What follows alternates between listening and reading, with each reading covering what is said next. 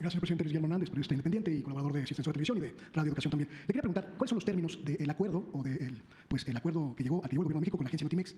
Dimos a conocer, a través de nuestra alianza con Sin Censura, pues algunos de los planteamientos que presentó sobre la mesa de negociación el Sindicato Único de Trabajadores de Notimex, la estimación sobre las liquidaciones a los trabajadores de la agencia y también pues algunas de las peticiones que hizo el sindicato, pero pues evidentemente eso fue desacreditado por el propio sindicato. Me llamaron personero de San Juan Martínez y ya sabe usted esas cosas. Y quisiera saber si usted nos podría pues informar exactamente en qué términos se da este acuerdo de liquidación de la agencia Notimex.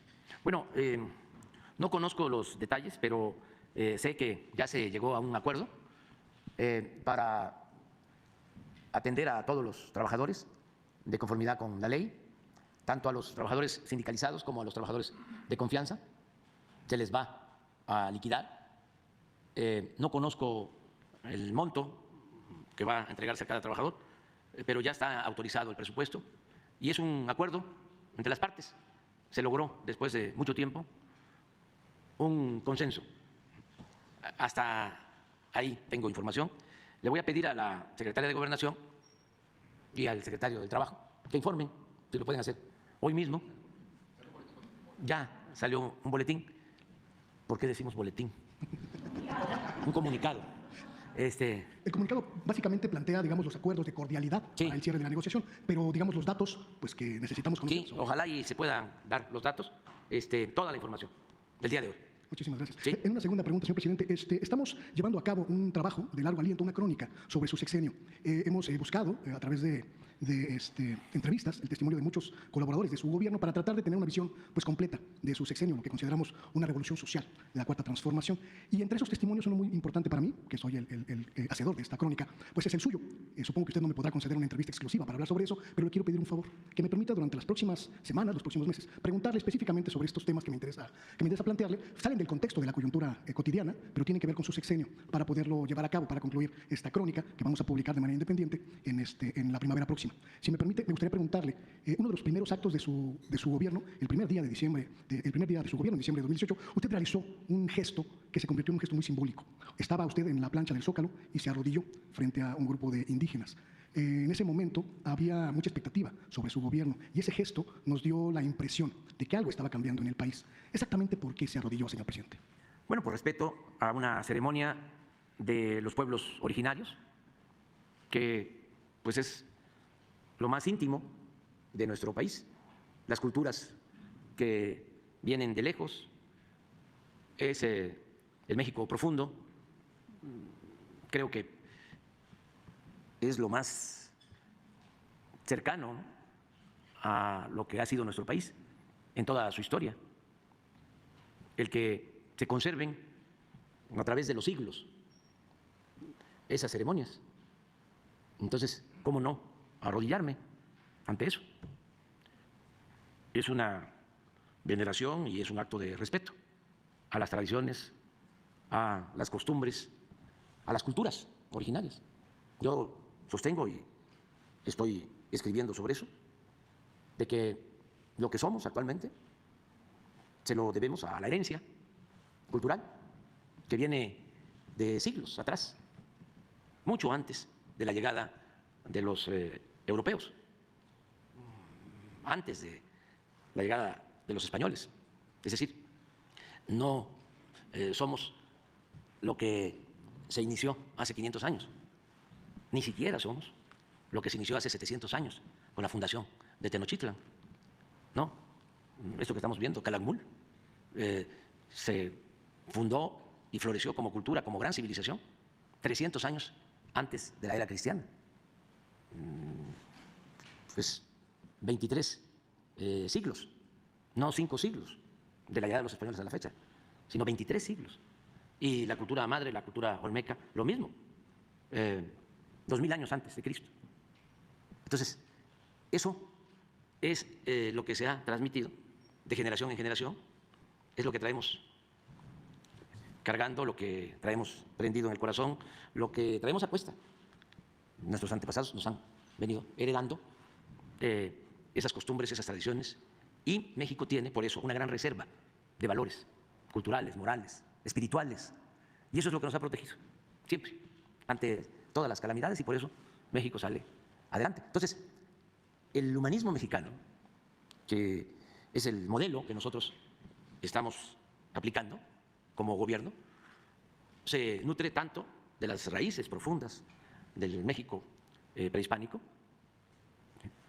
porque son cosas extraordinarias. Por ejemplo, no había en el México prehispánico esclavitud. Son temas muy polémicos. Yo sé que no les va a gustar a algunos. Me van a sacar de que en los murales de Bonampak están los presos, ¿no? Los esclavos sometidos. Sí, en las guerras intestinas se daba eso. Pero el pueblo vivía en libertad. No existía la esclavitud. Eran libres, vivían en sus comunidades. La tierra era comunal, no existía la propiedad privada. Sembraban lo que necesitaban para el sustento de sus familias y un excedente para pagar un tributo, una especie de impuesto a las autoridades superiores, que eran los que se encargaban del comercio y con ese tributo, ese excedente, esa plusvalía, se mantenía a la clase gobernante y a los sacerdotes y a los artistas y a los artesanos, a los que crearon estas importantes culturas. El conocimiento de la ciencia, de la astronomía, de la agricultura, de las chinampas, en fin, desde luego del arte, de la arquitectura.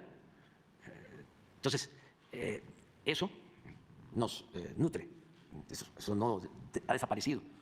O sea, somos libres. ¿Cuándo llega la esclavitud? Cuando nos invaden. Los primeros esclavos los somete Cortés en Puebla.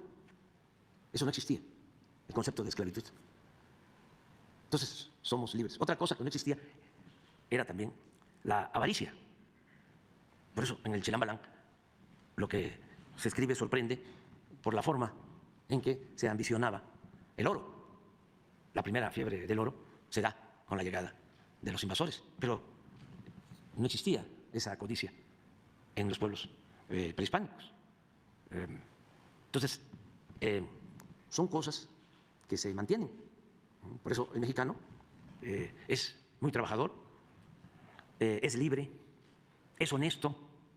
La mayor riqueza del México actual es la honestidad de su pueblo. ¿Quieren ejemplos de eso?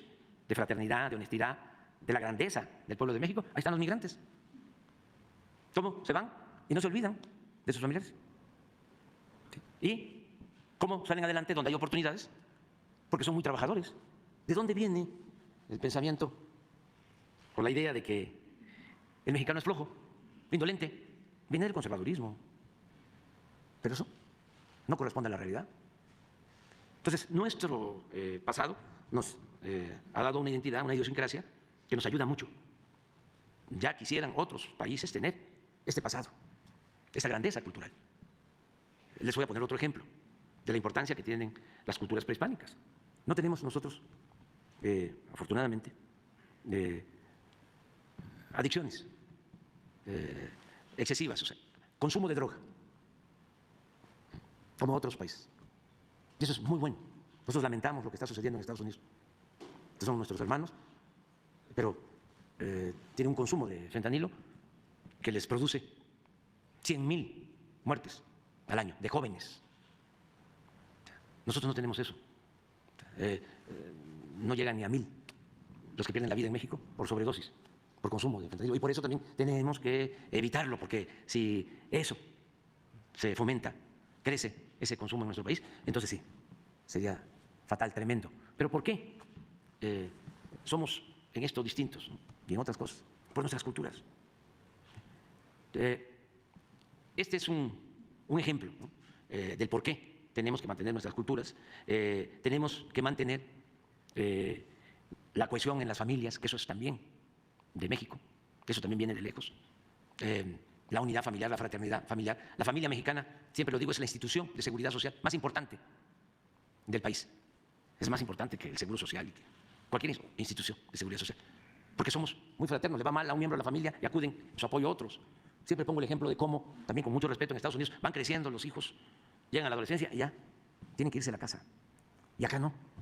Por eso abusan.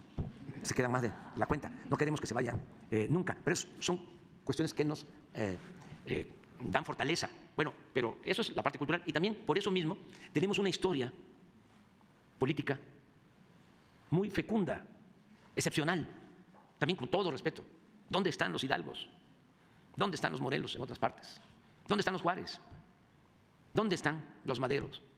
¿Dónde están los Villas? ¿Dónde están los Zapatas? ¿Dónde están los Lázaro Cárdenas? O sea, aquí en México, Hidalgo, Morelos, no solo luchan por la independencia. Lo primero que plantean, y eso nos hace distintos por estos padres de nuestra patria, lo primero que proclaman es la abolición de la esclavitud. No solo la independencia, sino lo social, la justicia. En el caso de la reforma, la separación del poder eclesiástico del poder civil, el cumplimiento de lo que se establece en la Biblia, de que a Dios lo que es de Dios y al César lo que es del César. La reforma de Juárez y de los liberales. Eso no se da en ninguna parte del mundo, más que en México. ¿Sí? El Estado laico.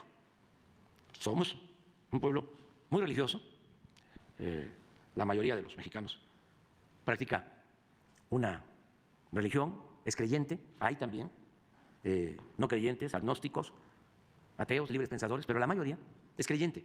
Sin embargo, esa mayoría creyente es al mismo tiempo partidaria del laicismo. Por esa historia de Juárez, de los liberales, del movimiento de la reforma. Y luego la Revolución Mexicana. No hay una revolución social más importante en el mundo. Es la primera revolución social que se lleva a cabo en el mundo. Tenemos la primera constitución social, la más avanzada de todas en lo social, la que garantiza el derecho de los campesinos a la tierra, la que garantiza la jornada máxima de 8 horas, el salario justo, prestaciones, la que define el dominio, la propiedad de la nación sobre los recursos naturales, incluido el petróleo y otros recursos del subsuelo, la minería. Todos esos recursos son de la nación. Bueno, eso está en la primera constitución de esas dimensiones en el mundo, la Constitución del 17. Entonces, ¿qué es el humanismo mexicano? Es pues, el México profundo, con su grandeza cultural y su fecunda historia política. Y eso es lo que somos. Y por eso nos sentimos muy orgullosos de ser mexicanos. Señor presidente, ese gesto iniciático de su gobierno fue muy poderoso. Nunca habíamos visto a un presidente arrodillado ante el pueblo. Y muchos pensaron que a partir de esa imagen iba a ser un gobierno de cambios. Pero algunos reclaman que su gobierno, por ejemplo, no logró aterrizar en la ley los acuerdos de San Andrés Lárenzar. Algunos hablan de que el gobierno de López Obrador no terminó de darle plenos derechos a los pueblos indígenas. ¿Qué piensa de eso? Yo creo que avanzamos bastante en los hechos, porque no todo tiene que ver con las leyes. Si el